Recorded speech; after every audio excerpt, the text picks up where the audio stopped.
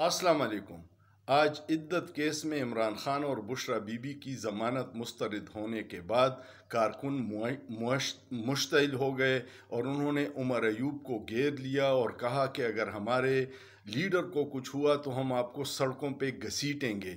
कारकुन ये समझते हैं कि हमारी जो बाहर लीडरशिप है वो कंप्रोमाइज़ हो गई है और उसने इस्टेब्लिशमेंट के कहने पे न एहतजाज कर रही है और सिर्फ जमा खर्च और असम्बली में बयानात दे रहे हैं, और ये गुस्सा दिन ब दिन बढ़ता जा रहा है।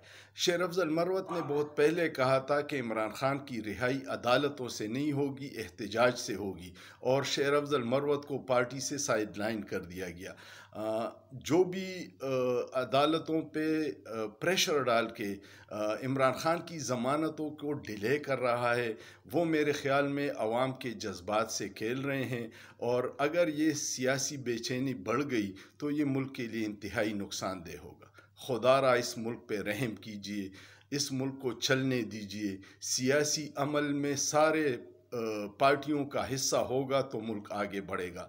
आप किसी एक को दीवार से लगाएंगे और बाकी चोरों डाकुओं को मुसल्लत करेंगे तो इसको न इंटरनेशनल कम्युनिटी मान रही है और न लोकल लोग मान रहे हैं।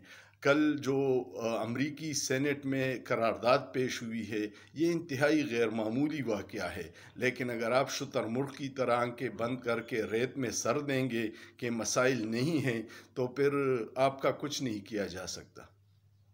अल्लाह पाकिस्तान और पाकिस्तानियों को अपने हिफ्ज़-ओ अमान में रखे। पाकिस्तान जिंदाबाद। लेकिन सोचिए, सोचना जुर्म नहीं है।